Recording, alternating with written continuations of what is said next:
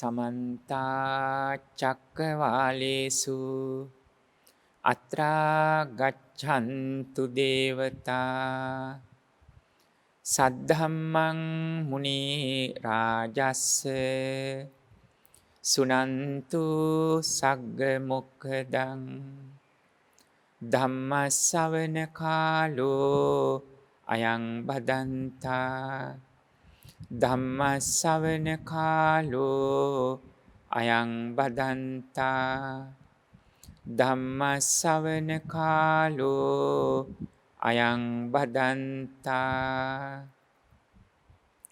නමෝ තස්ස භගවතෝ අරහතෝ සම්මා සම්බුද්දස්ස නමෝ තස්ස භගවතෝ අරහතෝ සම්මා සම්බුද්දස්ස නමෝ තස්ස භගවතෝ අරහතෝ සම්මා සම්බුද්දස්ස සෝතාපන්නේන පිකෝ ආවුසෝ කොට්ඨිත භික්ඛුනා ඉමේ පංචුපාදානක්ඛන්ධා අනිච්චතෝ දුක්ඛතෝ රෝගතෝ ගණ්ඩතෝ සල්ලතෝ අගතෝ ආබාධතෝ පරතෝ පලෝකතෝ ශුඤ්ඤතෝ අනත්තතෝ යෝනිසෝ මනසිකා තබ්බාති. තුනුරුවන් සතු අනන්ත ගුණානුභාවයෙන්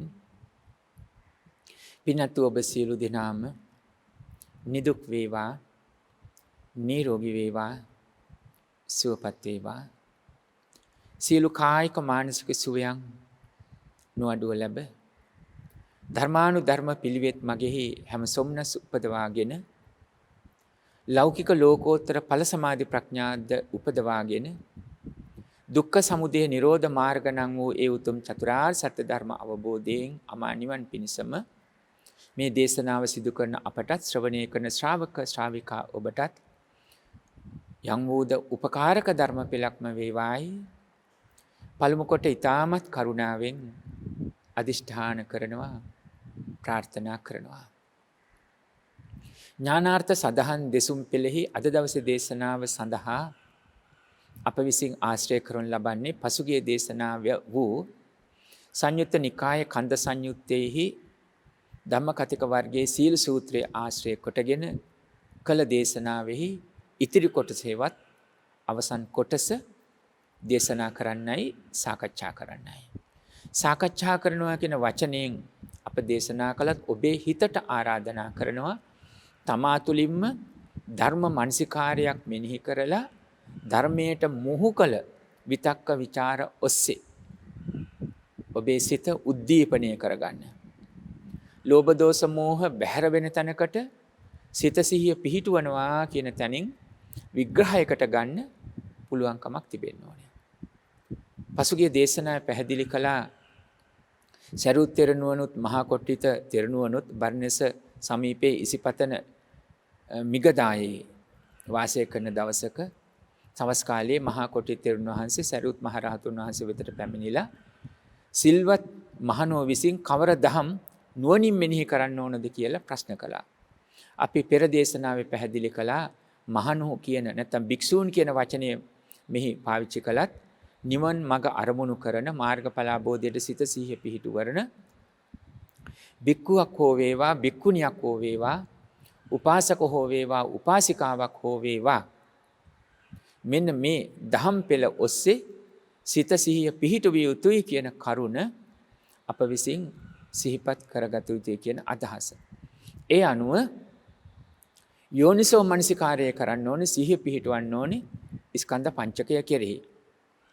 ඒ රූප වේදනා සංඥා සංකාර විඥාන කියන ස්කන්ධ පංචකය යෝනිසෝ මනසිකාරය කියන වචනයෙන් සතිය යෝනිසෝ මනසිකාරය සති අනුපස්සනා සති සම්පජඤ්ඤ සතිමා කියන වචනත් නැත්නම් සතිමන්ත හෝ සතිමන්තු කියන වචනත් පාවිච්චි කරමින් කෙසේ සිත සිහිය පිහිටුවා ගත යුතුද කියලා අපි පෙර දේශනාවෙන් පැහැදිලි කරගත්තා.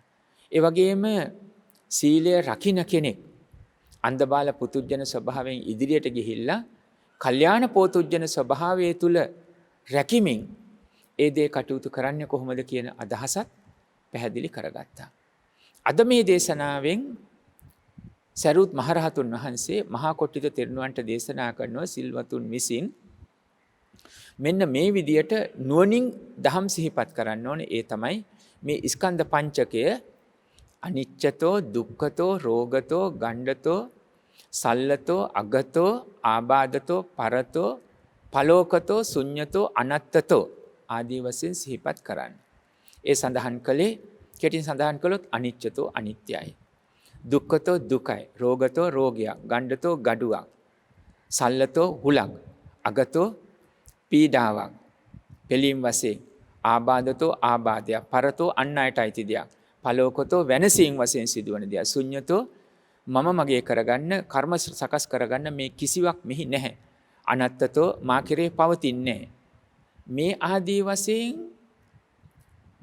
මෙනෙහි කරන්න යෝනිසෝ මනසිකාරය කරන්න පුළුවන්කමක් තිබීම අවශ්‍යයි. ඒ තමයි දැන් පෙන්눔 කරන්නේ.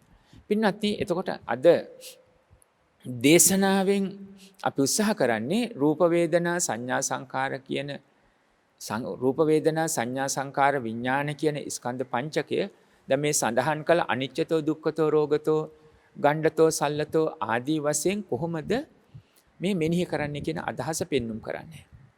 දැන් අපි ඔබ පුරුදු කරන මාර්ගය තමයි ත්‍රිලක්ෂණයට යටත් කොට දකින අදහස. මොකක්ද?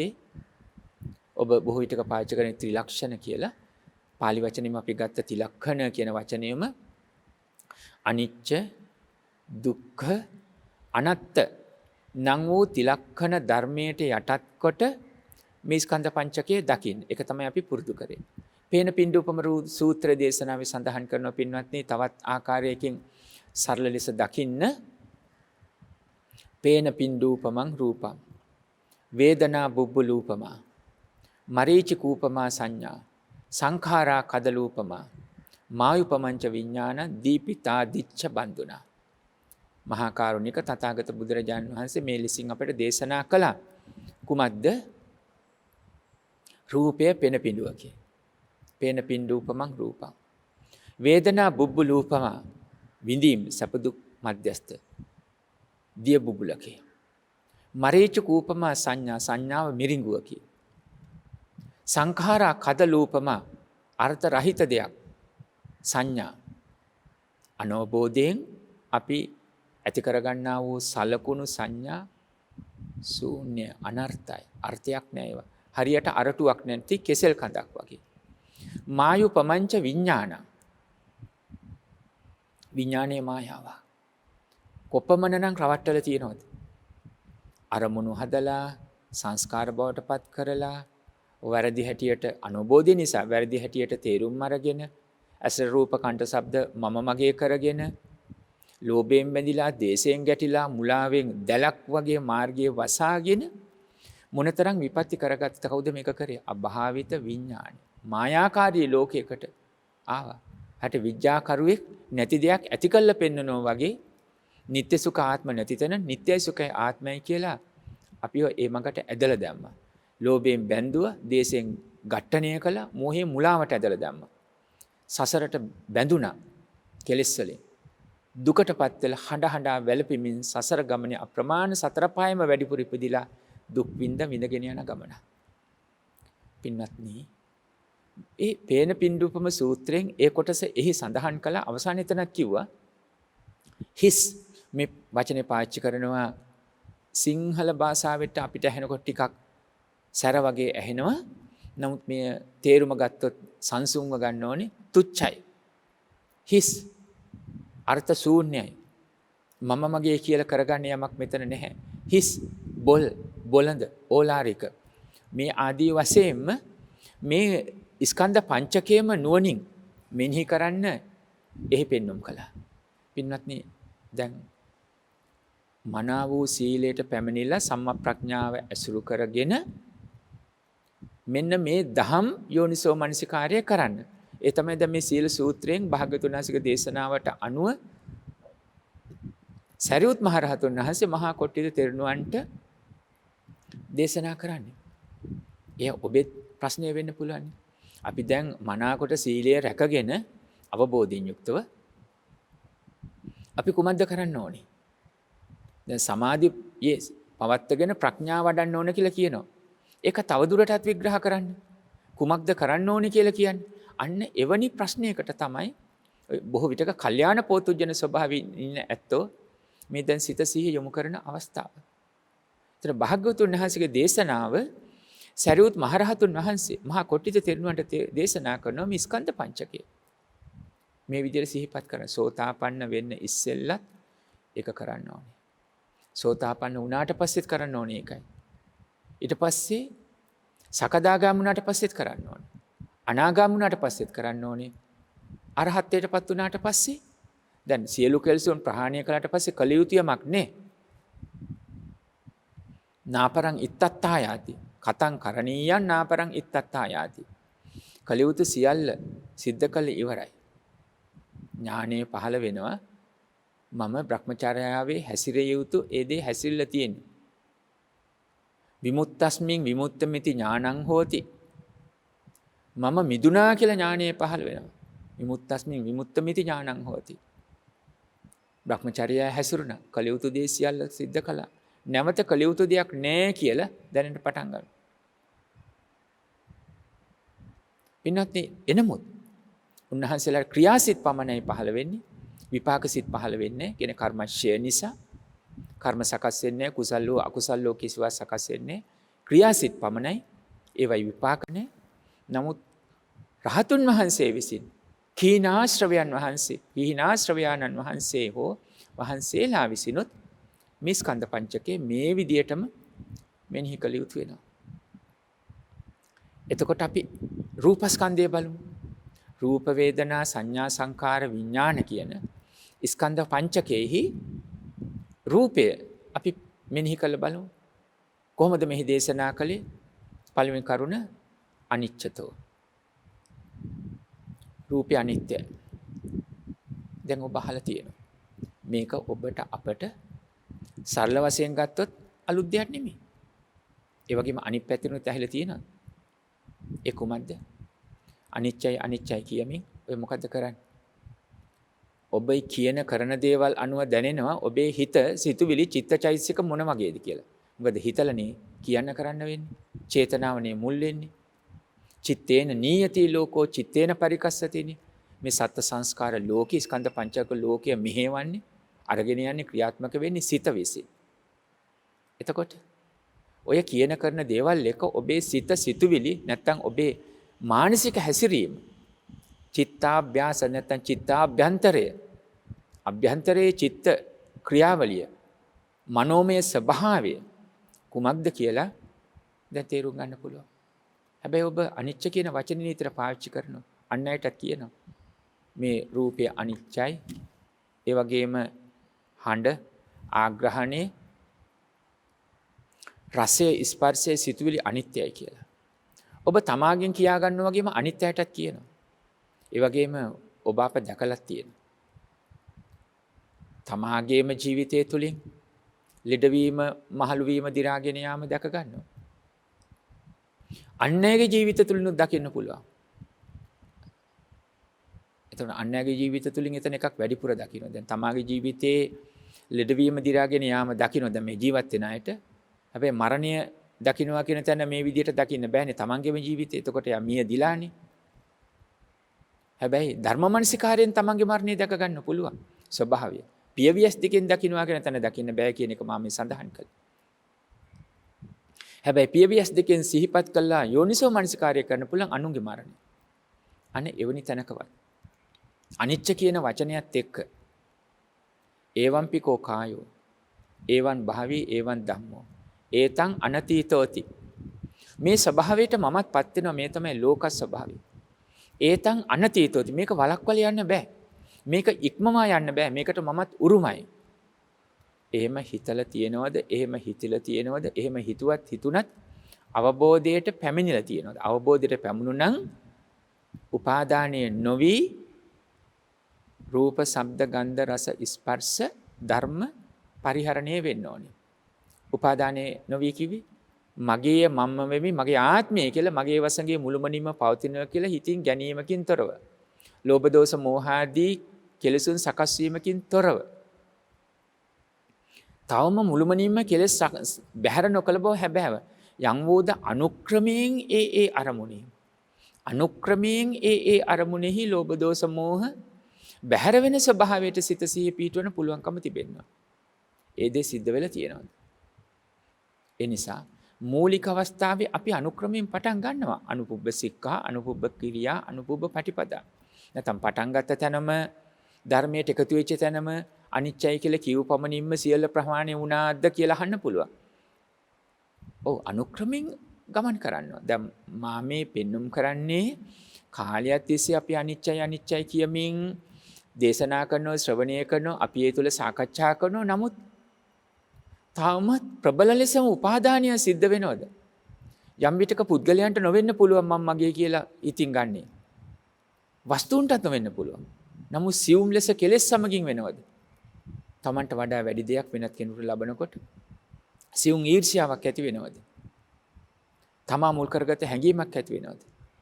තරංගයක් වගේ ඇති වෙනවද? සමානව අපි කටයුතු කරනවා. නමුත් මට වඩා එයා දැන් වෘත්තිය, රැකියාව, ආයතන, ව්‍යාපාර මේවා එකිනෙක පරදා යමින් මේ විදිහට කටයුතු කරන්න හිතිලා තියෙනවද? හිතෙනවද? Tamanට යමක් නොලැබී යනකොට තමන්ගේ හිත තුළ ඝට්ටනයක් වශයෙන් ඇති වෙනවද? අලාභයේදී සකස් වෙන්නේ කොහොමද කියන එක ඔබට දැනෙනවද? දැන් මේ ආදී වශයෙන් දැන් මෙන්න මේ ආදී වශයෙන් පැහැදිලි වෙන්න ඕනේ අපි අනිච්ච කියන වචනය තාම සියලු කෙලෙසුන් මුළුමනින් ප්‍රහාණය නොකලට ඒ අරමුණෙහි අපිට කිසිවක් ස්ථිර නොවන ස්වභාවය අපි කැමති පරිදි පවතින්නේ නැත කියන ස්වභාවය නුවණින් දැක ගන්න පුළුවන්කමක් අවස්ථාවක් සැලසෙනවද කියන එක ඔබට අවබෝධය අවශ්‍යයි. ඔබට මට අපි සියලු දෙනාටම ඒ අවබෝධය අවශ්‍යයි. නැත්තම් පින්වත්නි මේ දින තෙක්ම අපි අනිච්චයි කියමින් තමයි සිටින වෙන්නේ. දැන් අර මුලින් පෙන සීලය පේනවා. කායික වාචික සංවරය තියෙනවා. ඒකේ ගැටලුවක් නෑ. හැබැයි අවබෝධය මෙතන සකස් නොවී නිසා නොදැනුවත්වම කෙලෙස් සකස් වෙමින් පවතිනවා. භවංගවල කෙලෙස් ගොඩ ගැහෙනවා. ලෝභ දෝෂ මෝහ ආදී කෙලෙස් සකස් වෙගෙන යනවා. අන්න ඒ වැරද්ද බැහැර කරගන්න. නිවන් මඟ දුරස් කරන ඒ අවස්ථාව නැති කරන් තමයි මේ උත්සාහ කරන්නේ. නැත්තම් පින්නත් කොහොමද උපතින් නැගිට ගන්න බැරි වුණොත් කතා කරගන්න බැරි වුණොත් ඇස් පේන්නේ නැති වුණොත් එතකොට අර සිල්වත් කියන තැන අදහස් කරන වෙන එයා සිල්වතෙක් කියලා. මොකද එයාට කොහොමද උපතින්ම සකස් වෙච්ච ආකාරයෙන්ම වැරද්දක් වෙනවා කියන තැනක් වෙන්නේ නැහැ. ප්‍රාණඝාත සොරකම් කරන කාමීත්‍යාචාරය හැසිරෙන්න යට බෑ. කතා කරගන්න බැරි නම් කොහොමද බොරු කියලා අංකින් සිද්ධ වෙන්නේ නැහැ. හැබැයි සිතින් ඒව වෙන්න පුළුවන්. හිතන්න පුළුවන් මොලේ යම් විදියක දියුණුව තියෙනවා නම් වැඩිම තියෙනවා නම් අතින් කරන්න බැරි දේවල් දැසින් වචනයෙන් කටින් ක්‍රියාවෙන් කරගන්න බැරි දේවල් සිතින් සකස් වෙන්න පුළුවන්. එහෙම සිද්ධ වෙනවා. අනේ නිසා තමයි මේ අනිච්ච කියන වචනය තේරුම දන්නවා. අපි පාවිච්චි කරනවා. හැබැයි අවබෝධයට ගන්න අපි උත්සාහ කළ යුතුයි කියන තැන පෙන්වන්නේ. දැන් එහෙමනම් දැන් මේ රූපය අනිත්‍යයි. අපි ඒක රූපාදානස්කන්ධ කියලා ගත්තේ ඒ උපාදානය කරගෙන ඉන්න එක. මගේය මම වෙමි මගේ ආත්මය කියලා හිතෙන් දැඩිව ගැනීමම අනිච්චයි.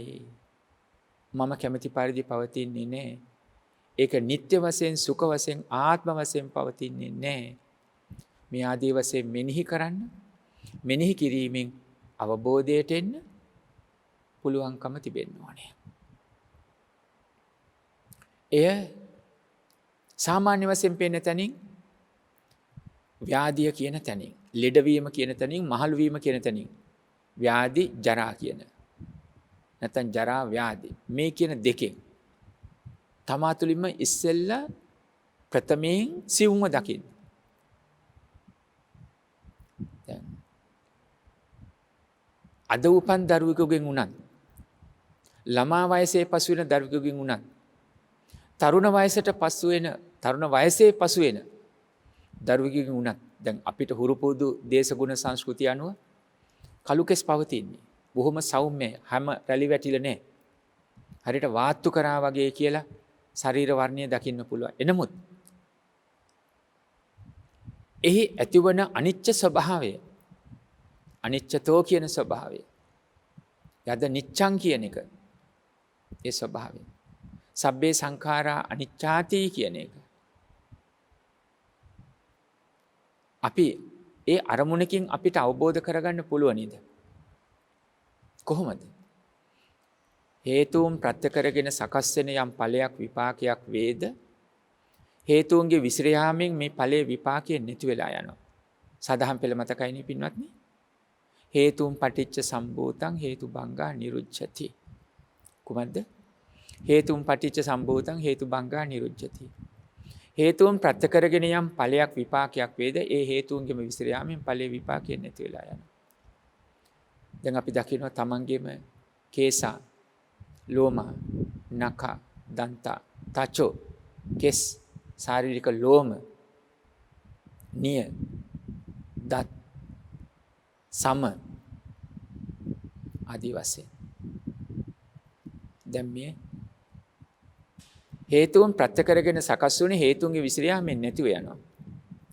අනිච්චයි. නිච්ච නැහැ. අපිට ඕන විදිහට මේ පාත් ගන්න පුළුවන් කමක් නැහැ. ඇයි? මෙතන තියෙන හේතුඵල ධම හට අරගෙන බිදී නැතිව යනවා. මට ඕන විදිහට කිසිවක් පවත්ත ගන්න බෑ. එහෙම පවතින්නේ නැහැ. හිතුවත් එසේ පවතින්නේ නැහැ. දැන් මේ ශරීරයේ කළු කෙස්, ශාරීරික ලෝම, නිය, දත්, සම මුලින් අපි දකින කොටස්. දැන් මේ තුල එක්තරා ආකාරයක ඊටාම ප්‍රසන්න මිහිරි සුන්දර ලෙස පැවතුනත් මේ පඨවි ආදී ධාතුන් අඩු වැඩි වුණොත් කොච්චර සුන්දර හමක් කියලා කිව්වත් තදින් තැළුනොත් නිල්වන් වෙන්නේ නැද්ද? විස බීජයක් ගියොත් පැසවන්නේ නැද්ද? බිබිලියෙන්නේ නැද්ද?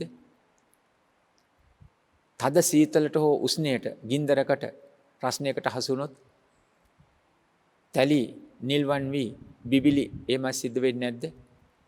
අනුතරකටපත් වුණොත් කොහොමද සිද්ධ වෙන්නේ?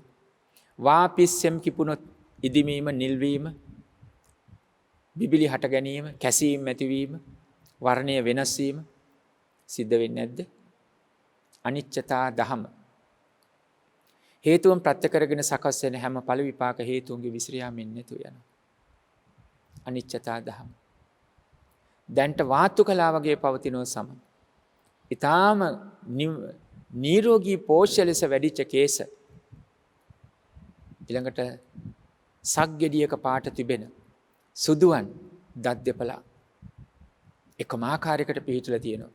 දැන් මේවා සම්මුතිය තුල කෙලෙස් සකස් කරගන්න නැතුව අපි නිදසුනක් මේ හදන්නේ ගත්තේ. එනමුත් හේතුන් ප්‍රත්‍ය කරගෙන සකස් වුණු ඵලය තමයි කෙස්, නිය, සම, දත් ආදී වශයෙන්. ඒ හේතුන් විසලනකොට මේ වෙනස් වීමක් තියෙනවා. ඒ නිසා මේ කිසිවක් මගේ නොවේ. මේ අනිච්ච කිසිවක් මගේ කරගන්න බෑ. මගේ නම් මට ඕන විදියට පවතින්න ඕනේ. මගේ අයිතිය තියෙන්න ඕනේ. මගේ නායකත්වය තියෙන්න ඕනේ. මට ඕන විදියට පාත්ත ගන්න පුළුවන්කම තිබෙන්න. නමුත් ඒ කිසිවක් එහෙම වෙන්නේ නැහැ. නිසා මේකේ අනිත්‍යයි. නිසා මගේ නෙමෙයි ඒක.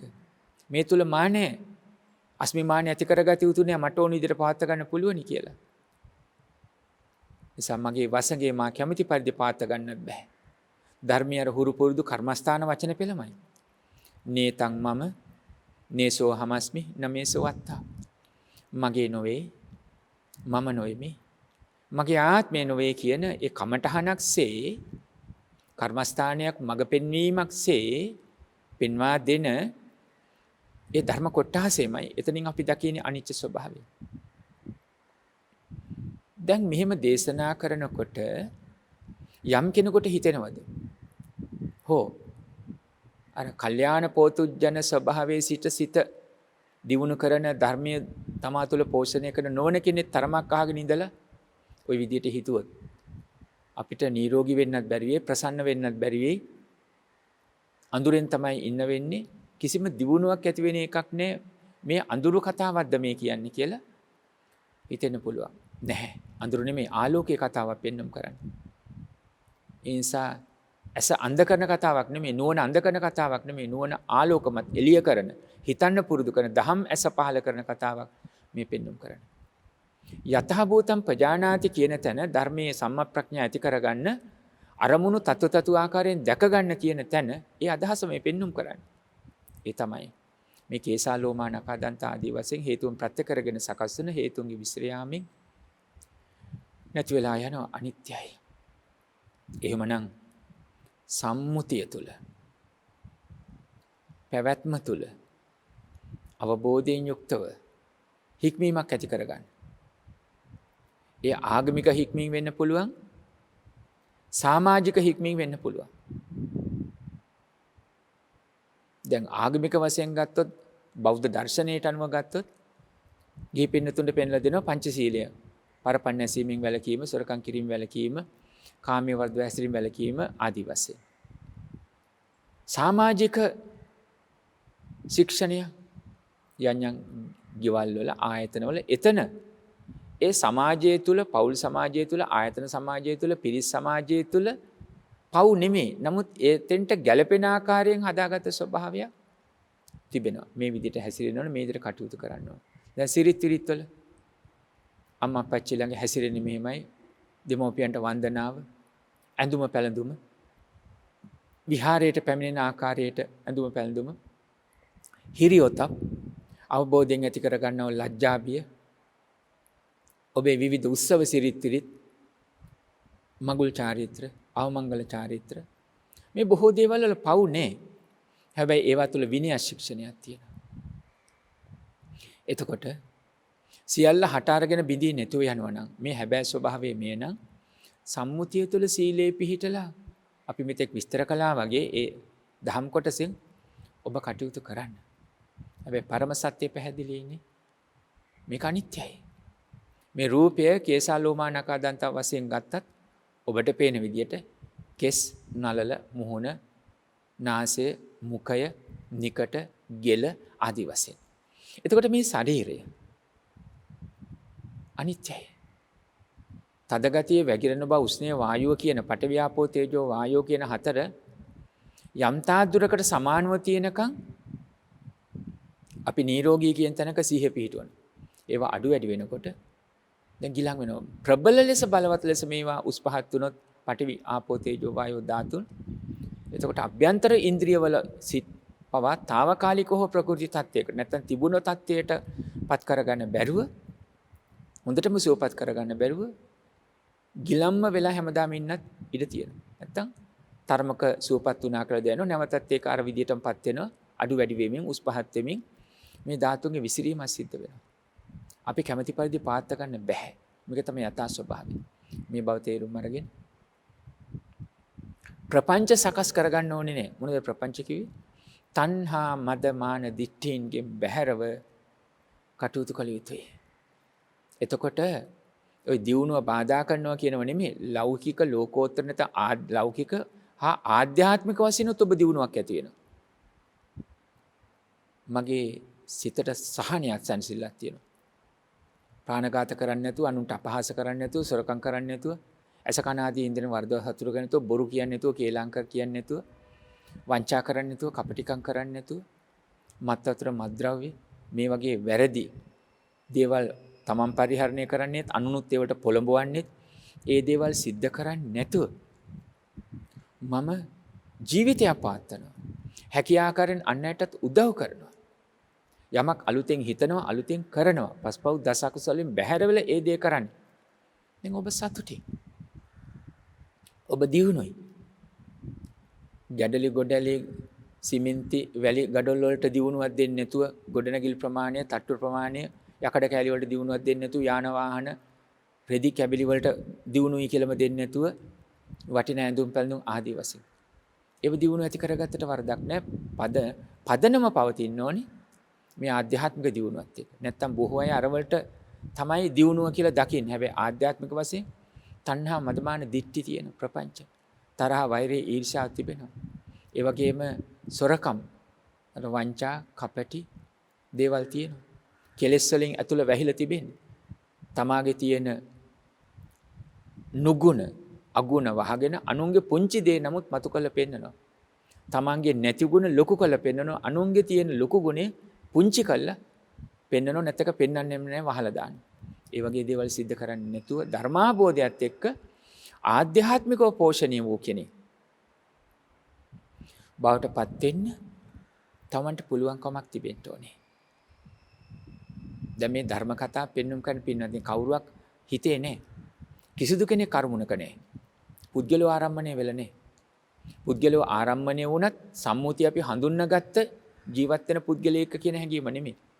අපි හැබෑවට අපි පුද්ගලයෙක් හිතට අරගෙන උදාහරණ ගත්තා නෙමෙයි. ධර්මයේ විසින් අසවල් පුද්ගලයාය කියන තැනකින් ධර්මයේ පැහැදිලි කරන්නේ. ඔය වර්තමානයේ සමහර විෂයන් උගන්වනකොට අපි හිතන්නේ මේ A කියන පුද්ගලයා මේ B කියන පුද්ගලයා හිතන්න කියලා උගන්වන්නේ අන්න ඒ වගේ. ධර්ම මනසිකාරයට සිතින් සකස් වෙන ස්කන්ධ පංචකයේ සත්පුද්ගල සංඥාව අරගෙනයි මේ සඳහන් කරන්නේ.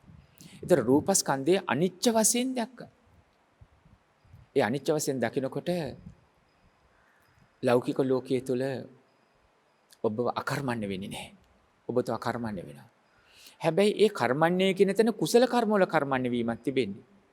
නැත්නම් දැන් කුසල කර්ම වල කර්මණ්‍ය වීම ගොඩනැගිලි වලින් යාන වාහන තුලින් වටිනවා කියන ඇඳුම් පැළඳුම් වලින් මිහිරි ආහාර වලින්ම දකින්න බෑ.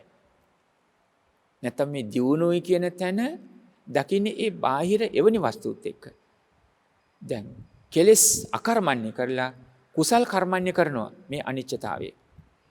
හට අරගෙන බිනී නැතිව යන දේවල් මම මගේ කියලා හිතෙන් දැඩිව ගන්නෙ නැත්තම් සීලේ පිහිටලා අවබෝධයෙන් යුක්තව ඔබට ගැලපොත් ඉගෙනීම රැකියා විවාහයේ දරුවෝ ගේදොර යුතුයකම් මේ සියල්ල සිද්ධ කරනවා. හැබැයි කිසිවක් ලෝභ දෝෂ මෝහ ඇසුරු කරගෙන පස්පව් දස කුසල් සිද්ධ කරමින් මේවා සිද්ධ කරන්නේ නැහැ. මේ නිවන් මඟ අරමුණු කරගත්ත ආරෂ්ඨාංග මාර්ගයට බැසගත්ත සීලයෙන් පිරිපුණ්‍ය කියන ශ්‍රාවකයේ ශ්‍රාවිකාවක් සමාධිය ඇති කරගන්න ආකාරයත් සමාධියෙන් සම්මා ප්‍රඥාව ඇති කරගන්න ආකාරයත් මේ පෙන්වම් කරන්නේ. තාම පින්නොත් මේ රූපස්කන්ධයේ අනිච්චයි කියන වචනේ පෙන්වම් කරේ දැක ගන්න. තව බොහෝ ධර්ම කරුණු තියෙනවා. දේශනාවේ තිබෙන කාලය අවසන් වයන් නිසා ඊළඟට අපි බලමු වේදනාස්කන්ධය අනිච්චයි කියලා බලන්න. සැප දුක් මධ්‍යස්ථ විඳින් වේදනාස්කන්ධය සියුම් ආකාරයෙන් දැන් සැපයි කියන වේදනාව ඇති වෙනවා දුක්ඛයි කියන වේදනාව ඇති වෙනවා. කොහොමද සැප හදාගත්තේ ඇසෙන් දකින රූපය? ඒ රූපේ නිමිති අනුනිමිති ගන්නවා. ව්‍යංජන රස ලක්ෂණ වශයෙන් ගන්නවා. පච්චුපට්ඨාන පදට්ඨාන වශයෙන් ගන්නවා. රස වශයෙන් කෘත්‍ය වශයෙන් අරගෙන ආසන්නම දේ මම දැකලා දැන් මේ දැන් දුටු දේ කියලා සතුටු වෙනවා. ඒක පච්චුපට්ඨාන පදට්ඨාන කියලා කිව්වේ. පින්වත්නි මේ ආකාරයෙන් රූපය තුල අර සැප වේදනාව, දුක් වේදනා, මධ්‍යස්ථ වේදනා ස්කන්ධ වශයෙන් ගත්තේ. සියුම් අරමුණු එකට එකතු වෙලයි මේ සැප විඳීම හටගත්තේ. දුක් විඳීම හටගත්තේ. මධ්‍යස්ථ විඳීම රැඳිලා තියෙන්නේ. ඒ අනිච්චයි. එතකොට ඇසෙන් රූප, කනින් ශබ්ද, නාසයෙන් ආග්‍රහණ, දිවෙන් රස, කයෙන් ස්පර්ශ, මනසෙන් සිතුවිලි වශයෙන් යම් අරමුණක ඇලීම නිසා ඒ අරමුණට රුප්පණීය වීම නිසා යොමු වීම නිසා රූපයක් බවට පත් කරගෙන රූප ශබ්ද රූප ගන්ධ රූප රස රූප පොට්ටබ්බ රූප ධම්ම රූප රූපයක් වශයෙන් පත් කරගෙන ඒක දැන් ඇලිලා නැමිලා ඉටු වඩන මන වඩන ප්‍රියදැහි කාමීන් යුත් ඇලුම් කරන ස්වභාවයෙන් පංචකාම ගුණ සකස් කරගෙන සුඛාය වේදනා පුට්ටෝ සමානෝ සුව වේදනාවක් කියන තැනින් ඒක නැවත නැවතත් ස්පර්ශ කරමින් සතුට වෙමින් ඒ ගැන කියමින් ප්‍රාර්ථනා කරමින් හිතේ මුල් තැනක් දෙනවා. ඔන්න සුඛ වේදනාව මම මගේ කියන සත්පුද්ගල සංඥාවෙන් ගත්තා. තව වචනින් සඳහන් කළ නිත්‍ය සුඛ ආත්ම කියලා හැටියට තියෙනවා. දැන් මොලේ දැනුමක් තිබෙනවා කිසිවක් ස්ථිර නැහැ වෙනස් වෙනවා කියලා. හැබැයි හිත ඒක පුරුදු කළ නැති නිසා හිත ක්‍රියාත්මක කරන්නේ මෙහෙවන්නේ ඇසෙන් රූප කනින් ශබ්ද අවස්ථාවන් වලදී මම මගේ කරගෙනම. ඒ නිසානේ ඒ රූපයට මම කැමති ඒක නැතුව බෑ. නිදසුනක් ගමු. ඒ වුණාට ඔබ විවාහකයිනේ. ඔව් විවාහකයි හොඳ නැහැ. නැවතත් මතක් වෙනකොට ඒ රූපය වඩාත්ම ප්‍රබල වෙලා එනවා. ඒ රූපය මට ඕනේ. දැන් එලිපිට බැරි නම් ඒ රූපය ලබන්නේ නම් මනසින් හරි ඒ රූපයත් එක්ක ජීවත් වෙන්න ඕන කියන තැන කියනවා. මනසින් එක්ක ජීවත් වෙලා ඊට පස්සේ මොකද වෙන්නේ? ඒක හැබෑ රූපය හැබෑවට තමා සතු කරගන්න ඉඩ තියෙනවා. මුලදී තමන්ගේ හිත සැකෙන් ඒ රූපය හිතේ තියාගෙන හිටියත් රූපයේ ශබ්දයේ ගන්ධයේ රසයේ ස්පර්ශයේ සිතුවිලි අනුක්‍රමෙන් එළියට එන්න පුරුදු වෙලා හැබෑවටම එළියට අරගෙන විදිලා ඒ රූපය තමාගේ කරගන්න අවස්ථාවට එන්න පුළුවන්. පින්වත්නි අභාවිත හිතක් තිබුණොත් දැනුම මොනවා කිව්වත් හොඳයි නරකයි ඔය කරන්න හදන්නේ වැරද්දක් කියන එක විඥාණය ඒ පිළිගන්නේ නැතුව විඥාණයට ඕන දේ කරන්න ඉඩ තියෙනවා. ඒ අභාවිත හිතක් නිසා. දැන් එතකොට වේදනා ස්කන්ධයේ සැප වේදනාව පිළිබඳව අපි සඳහන් කළේ සැප වේදනාව රූප ශබ්ද ගන්ධ රස ස්පර්ශ සිතුවිලි වශයෙන් සකස් වුණොත් හේතුන් ප්‍රත්‍ය කරගෙන සකස්වල හේතුන්ගේ විසිරියාමින් නැති වෙනවා. මේ මම මගේ කරගන්න කළගත යුතු නැහැ. සැප හෝ වේවා දුක් හෝ වේවා මධ්‍යස්ථ හෝ වේවා මේ විඳින් සියල්ලම හට අරගෙන බිඳින්න නැතුව යනවා. දැන් සීලේ පිහිටලනේ අපි දකින්නේ.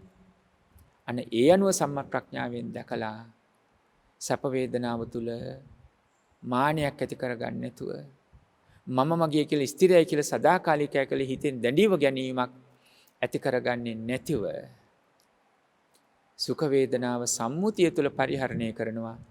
හැබැයි උපාදානය කිරීමක් මේ සිද්ධ වෙන්නේ නැහැ. මේ සැප වේදනාවත් අනිච්චයි.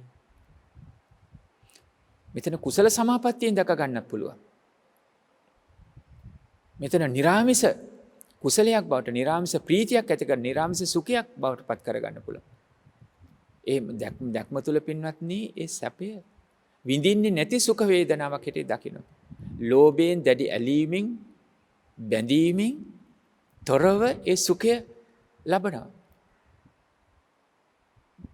ධර්ම මාර්ගයේදී පින්වත්නි දැන් අපට සැපයි කියලා සම්මතයේ පවසන දෙයක් අපරිහරණය කරන අවස්ථාව ලැබුණත් මේ හේතුන්ගේ නිර්මාණයක් මේ තියෙන සැප කියලා.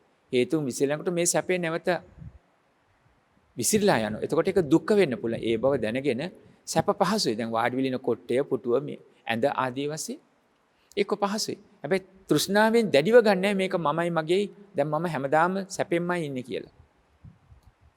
ඒ කොට්ටය කියන එකත් වෙනස් වෙනවා. හැබැයි ඊට ඉස්සෙල්ලා තමන්ගේ ශරීරය පඨවි ආපෝ තේජෝ වායෝ කියන ධාතු හතර අඩු වැඩි වෙනකොට මේක ඉරියව් ඉන්න බෑ කොන්ද රිදෙනවා කකුල් දෙක දික් කරගන්න ඕන කියන තැන නැගිටින්න ඕන කියන තැනට එනවා. ඉතින් සම්මුතිය තිබුණේ වාඩි වෙච්ච ස්ථානයේ කුෂන් එක ඇඳ පුටුව බොහෝම සැපයි කියලා. හැබැයි ඉරියව්වෙම ඉන්න බෑ.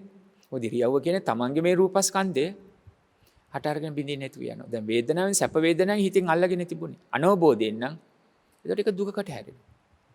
ඒ වගේම අපි සැප හොයමින් යනකොට හොයන සැප ලැබෙන්නේ නැත්නම් ඒකත් ඒ මුණ ගැහෙන අරමුණු දුක. කැමති රූප හොය යනකොට කැමති ශබ්ද කැමති ආග්‍රහණ රස ස්පර්ශ සිතුවිලි හොයමින් යනකොට සැප කියලා කැමති අරමුණු හොයන්නේ නැත්නම් ඒක දුක. ඇයි අනිච්චයි. ඒ වෙනස් වීම තුළ කිසිවක් ස්ථිර සදාකාලික නැහැ. අපිට ඕන විදිහට කිසිවක් පවතින්නේ නැහැ. නිසා වේදනා ස්කන්ධයේදීද අනිච්චතෝ අනිච්චයි කියන ධහම දැක ගන්න නිවන අරමුණු කරගත්ත මනාව වූ සිල්වත් වූ බික්කු බික්කුණී උපාසක උපාසිකා සිව් පිරිසටම ඒ පුළුවන්කම තිබෙන්න ඕනේ. දැන් සැප අරමුණෙහි ටිකක් පහසුයි කියලා ඔබට හිතෙන්න පුළුවන්. කමක් නැහැ. කොහොමද මං සැපෙන්නේ ඉන්නේ. ඒ නිසා මං හිතෙන් දැඩිව ගන්න නැතුව අනිච්චයි කියලා හිතන්න. හැබැයි දුක් අරමුණේදී මං කොහොමද මේක ගන්නෙ කියලා හිතන්න පුළුවන්.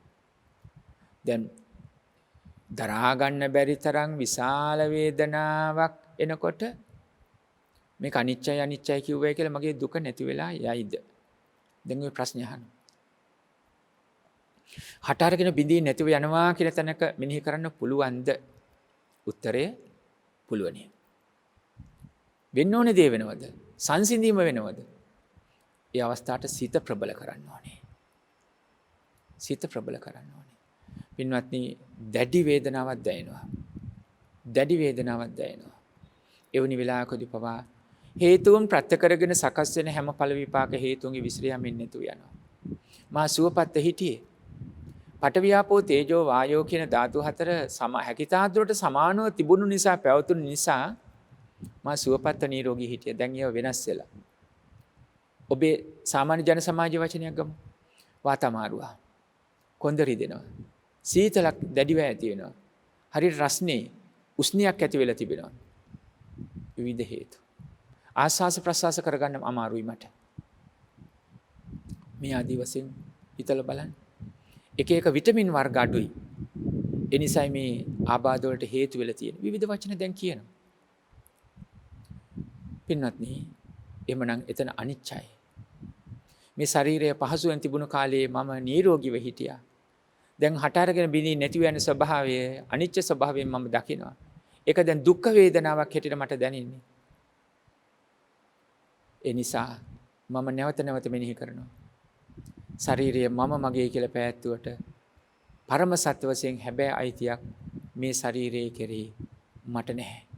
ඒ නිසා තමයි මුණතරම් කවල පොළනාවල පිරිදු කළ හැඩබල්ල අන්දවල ඇඳුමින් පැළඳින සරසවල මේ කොහොම දේවල් සිද්ධ කළත් මේ ධාතුන්ගේ විසිරියාමත් එක්ක මේ ගිලන් වීමක්, ඒ ගිලන් වීම දරා ගන්න බැරි විදියට තෙරපීම නිසා මේ දුක්ඛ ස්වභාවයක් දැන් ඇති වෙනවා.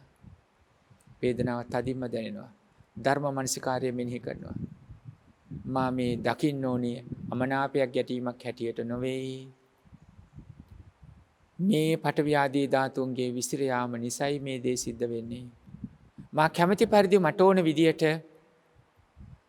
මේ ශරීරය පවතින්නේ අනිත්‍යයි. ශරීරය තමා කැමැති විදියට පවතින්නේ නැත්නම් අනිත්‍ය නම් ශරීරය මුල් කරගත්ත ඇති වෙන මේ වේදනාව, මේ විඳීම පවා, දැන් මේ දුක් වේදනාව පවා මේ අනිත්‍යයි. මේ දුක් වේදනාව ගැටීමක් හැටියට, තරහවක් හැටියට මා ගත යුතු නැහැ කියලා නැවත නැවත මෙනෙහි කරනවා. එතකොට පින්වත්නි, තාම දුක් වේදනාව දැනෙනවා. හැබැයි හිතේ ඇතිවන දුක් වේදනාව බැහැර වෙලා ගිහිල්ලා. කයේ ඇතිවන දුක් වේදනාව අපි හඳුනා ගන්න හොඳටම රිදෙනවා කියලා. හැබැයි ඉතින් තරහව නැත්තම් ව්‍යාපාදයේ පටිඝය ඇසුරු කරගත්ත ඒ මානසික දුක්ඛය කියන එක එතනින් බැහැර වෙලා ගිහිල්ලා තියෙනවා. ඔබට කොහොමද මේ රෝගයත් එක්ක හොඳටම රිදෙනවා. හොඳටම රිදෙනවා. කයින් පැත්තෙන් බැලුවොත් දරා ගන්න අපහසු වගේ. ඒ වුණාට මනසින් මම අවබෝධයෙන් යුක්තව ඒ ඉවසන ගුණයට එකතු කරලා තියෙන්නේ. අර තරහෙන් දරාගෙන ඉන්නවා කියන ඉවසීම් කතාවක් නෙමෙයි. එතන කන්ති කියන ධර්මයේ හඳුන්වන හට අරගෙන බිඳී නැති වෙන හැම වස්තුන් මම මගේ නොකර ගන්න හිතේ ඇති කර ගන්නා වූ පුරුද්ද ගුණය ඥානය කන්ති ඥාන. අන්න ඒ කන්ති ඥානය කියන තැනින් ඉවසීම මම පුරුදු කොට තියෙනවා. කයේ වේදනාව බහුලයි, හිතේ වේදනාව සංසිඳීගෙන යනවා. මම නැවත නැවත මෙනෙහි කරන්න ඒ සිතුවිල්ලත් එක්ක අර දුකක් කියන තැන මම මුල් කරගෙන ඇති වෙන්න හදන වේදනාවට තියෙන සිහිය යොමු වීම අඩු වෙලා යනවා. මානසිකාර්යය තුල මා සිත පාත්තනවා මගේ නොවේ කියලා. හටගත්ත වගේම නැති වෙනවා කියන ඒ අවබෝධයට සිත සිහිය පිහිටවනවා. පින්වත්නි, අනිච්චතෝ කියන වචනය මේ මෙනෙහි කරන ආකාරය ඒ වේදනා ස්කන්ධය. ඊළඟට සංඥා ස්කන්ධය. සංඥාව මරිචු කූපමා සංඥා මිරිඟුවක්නේ. සංඥාව මිරිඟුවක් හැටියට පෙන්눔 කළේ. ඒතර සංඥාවත් අනිත්‍යයි. මොකද මිරිඟුව කියන්නේ? බඩ අපහසු තැනක් ගමු. කාන්තාරයක ඈතට පේනවර අවු රශ්මිය නිසා ජල පහරක් වගේ. ජල පහරක් දැකීම බොහොම හිතට ප්‍රසාදයක්. කාන්තාරයක ඉඳන් බලන්න. කාන්තාරයක සිටිනවන ගමන් කරනවා නමුත් ලංවීමක් නැහැ. ඒක මිරිඟුව. කොච්චර ගුහාව තුලින් ගල් ගුහාව තුලින් ගමන් කළත් එළියක් තියෙනවා කියලා හිතාගෙන හිටියට නමුත් ආලෝකයක් එළියක් එතන දකින්න නැහැ. පින්වත්නි, මරීචු කූපමා සංඥා. මේ සංඥාවත් මිරිඟුවක්. සංඥා හදාගෙන මම මගේ කියලා මොනතරම් ඒ පස්සේ ගියත් Taman කැමති පරිදි පාත්ත ගන්න පුළුවන් කමක් නැහැ. ස්ථිර නැහැ. සදාකාලික නැහැ. తాවකාලික මම මගේ කියලා පවත්ත ගත්තත් ඒ සදාකාලික සුවයක් එතන සදාකාලික මම ඉන්නෙත් නැහැ. දිගින් දිගට තමාට ඕන විදියට පාත්ත ගන්න පුළුවන් කමක් ඇත්තෙත් නැහැ. ඒ නිසා සංඥාව දෙස සලකුණ අවබෝධයෙන් දකින්න ඕනේ. දැන් පුද්ගල සංඥාව ගමු.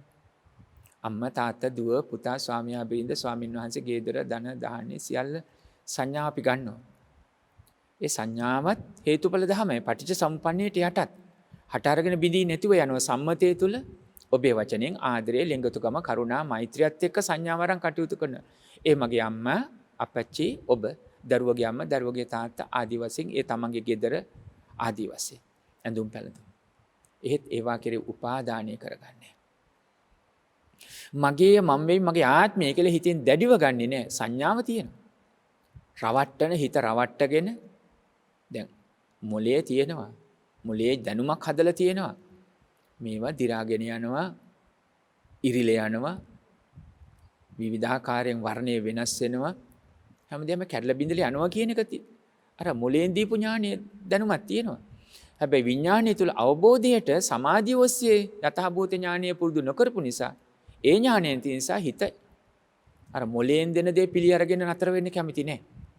ඒ වුණාට කැඩෙන බව දන්නවා විනාශ වෙන බව දන්නවා ඒ වුණාට මට හිතා ගන්න බෑ මේ ඇඳුම නැත්තම් මේ දේ මට නැතුව මං කොහොමද ජීවත් වෙන්නේ කියලා. ඒ විදිහට අදහස් කියනවනේ.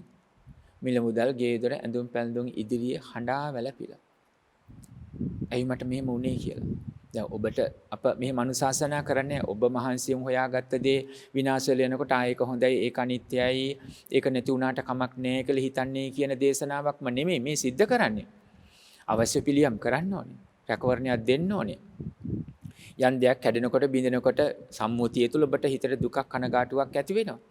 එහෙත් ධර්මානුකූලව ගත්තොත් ඒ මොහොතේ අවශ්‍ය තැන ප්‍රතිසංස්කරණය කරනවා නැවත උත්සාහයෙන් කටයුතු කරනවා වැරද්දක් වෙන්න යන උතන වළක්ව ගන්නවා සමහර දේවල් යම් කෙනෙක් කඩේන බින්දින විනාශ කරන්න ආවොත් උදුර ගන්නව නීතිය පිහිටක් පතනවා හැබැයි අවසානයේ හිත ළඟ නතර වෙනකොට මේ ලෝකෙට කිසිවක් අරගෙන ආවෙත් නැහැ අරගෙන යන්නෙත් නැහැ මේ මම කියන ස්කන්ධ පංචකයත් හට අරගෙන බිඳී නැතිව යනවා දැන් ඔය දේවල් වස්තු මම මගේ කියලා කොච්චර තිබුණත් ලෙඩ වෙනකොටත් ඒව පරිහරණය කරගන්න බැරි වෙනවා විඥානීය බැහැර වෙලා ගිය තැන මේදුනා කියන තැනත් ওই තින සම්බන්ධයක් නැති වෙලා යනවා. දැන් මේ විදිහට මෙනෙහි කරනකොට හිතේ සංසිඳීමක් ඇති වෙනවා. සංඛාර අරමුණු එයත් අනිත්‍යයි. සිතෙන් සකස් කරගන්න අරමුණුත් හට අරගෙන බිඳී නැතිව යනවා. ඒ නිසා කුසලාරම්මන අරමුණු පවත් ගන්න ඕනේ. කුසලාරම්මන අරමුණුත් ඒවා යහපතට යොමු කරගන්න ඕනේ. දැන් ලෞකික ජීවිතයේ තුල හොඳ අරමුණු හොඳ සිතුවිලි හැදිච්චකම් ගුණවත්කම් දෙමෝපිය දරුවෝ සාමි භාර්යා යුතුයකම් මනුස්සත්වයේ උත්තරීතර ස්වභාවයත් එක්ක ජීවත් වෙන්න උත්සාහ ගන්න. ඒ කුසලාරම්මන ධර්ම මාර්ගයේ තුල ලෝභ දෝෂ මෝහ ආදී කෙලෙස් නැති කරන ස්වභාවයටපත් කරගන්න. ඒ තමයි අලෝභ දෝෂ සමෝහ බවටපත් වෙන්නේ. අනිච්ච අරමුණු වස්තු මුල් කරගෙන සකස් කරගෙන සිතුවිලි කොහොමත් පාපයෙන් වළක්ව ගන්නව කුසලයේ තුල පිහිටවලා ඒ කුසලයේ උපකාර කරගෙන නැවත කර්ම සකස් නොවන ආකාරයටම තෘෂ්ණාව සකස් නොවන ආකාරයටම සිහිය පිහිටවන්න උත්සාහ කරනවා. විඥානියත් අනිත්‍යයි. විඥානීය මායාවක් දැන් සංඛාර අරමුණු අර්ථයක් නැති කෙසෙල් කඳක් වගේ කියලා පෙන්වුම් කළා. එය මම මගේ කරගන්නේ පොකේ අර්ථයක් නැහැ. ওই අරමුණු හට අරගෙන විඳින්නේ නැතිව යනවා. විඥානීය මායාවක්. වර්ධවා පිහිටව ගත්තොත් අභාවිත හිතක ඒ පවතින මායාකාරී ස්වභාවය. නැති දේවල් ඇති කරලා පෙන්නනවා. නැති පුද්ගලෝ ස්ථිරයි කියලා පෙන්නනවා. සත්ත්ව පුද්ගල සංඥා විස්තර කරලා දෙනවා. නැති වස්තු සදාකාලිකයි මට කැමැති පරිදි පාත්ත ගන්න පුළුවන් කියලා අවස්ථා දෙනවා. අභාවිත හිත විඥානය. ඒ ස්වාභාවික අසෘතව පෘථග්ජන සිතේ සකස් වෙච්ච විඥානීය ස්වභාවය. ධර්ම මාර්ගය තුළ මේ විඥානීය අනිත්‍යයි කියලා. හටගත් වගේම සිතුවිලි හටගත් වගේම නැති වෙලා යනවා. හිතන ස්වභාවය හටගත් වගේම නැති වෙලා යනවා. ඒව සංකල්ප වශයෙන් එළියට එනවා සිතුවිලි වශයෙන් හට අරගෙන බිඳී නැතුව යනවා. ඒ බව තේරුම් අරගෙන අනිච්ච ස්වභාවයට යටත් කළ දැක්කොත් නුවණින් ඒ ගැන මෙනෙහි කරනකොට සම්මුතියක් පමණයි අවබෝධයෙන් සීලේ පිහිටලා ඉගෙනීම රැකියාව ඔබ විවාහයේ දරුවෝ ගේ යුතුකම් පැවිදි යුතුමන්ට විහාරයේ වෙන්න පුළුවන් සාසනික සේවා වෙන්න පුළුවන් අන්නයට උදව් උපකාර කිරීම වෙන්න පුළුවන් ඒ දේ සිද්ධ කරනවා එහෙත් අනිච්චයි කියන ස්වභාවයෙන් විඥානීය සකස් කොට පවතිනවා. පින්වත්නි තවත් දේශනා පෙළකට මේ සූත්‍ර දේශනාවෙම දුක්ඛතෝ රෝගතෝ ගණ්ඩතෝ කියන වශයෙන් ස්කන්ධ පංචකය දකින්නේයි සඳහන් කළා උදේව්‍ය ඥානය පහළ කරගන්න. ඒ ඉදිරි දේශනා පෙළෙහි සාකච්ඡා කරන්න බලාපොරොත්තු වෙමින් අද ස්කන්ධ පංචකය අනිත්‍ය ස්වභාවයෙන් අවබෝධයේ පිණිස දැකගන්නේ ධම්මස පහළ කරගන්නේ කෙසේද කියන අදහසයි ඥානාර්ථ සදහම් පෙළින් අද දේශනා කළේ. ශ්‍රවණය කළ ඔබත් දෙසූ අපත් නිදුක්ව නිරෝගීව සුවපත් ඊතා ඉක්මන් අවස්ථාවකම ඒ දුක්ඛ සමුදය නිරෝධ මාර්ග නම් වූ චතුරාර්ය සත්‍ය ධර්ම අවබෝධයෙන් අමා නිවන් පිණිසම මේ ධර්ම කොට්ඨාසයත් අප හැම දිනාටම උපකාරක ධර්ම පෙළක්ම වේවායි ඊ타මත් කරුණාවෙන් අදිෂ්ඨාන කරනවා ප්‍රාර්ථනා කරනවා. ආකාසට්ඨා ච බුම්මට්ඨා දේවානාගා මහිද්దికා පුඤ්ඤන්තං අනුමෝදිත්වා චිරං රක්ඛන්තු ශාසනං චිරං රක්ඛන්තු දේශනං චිරං රක්ඛන්තු ලෝක ශාසනං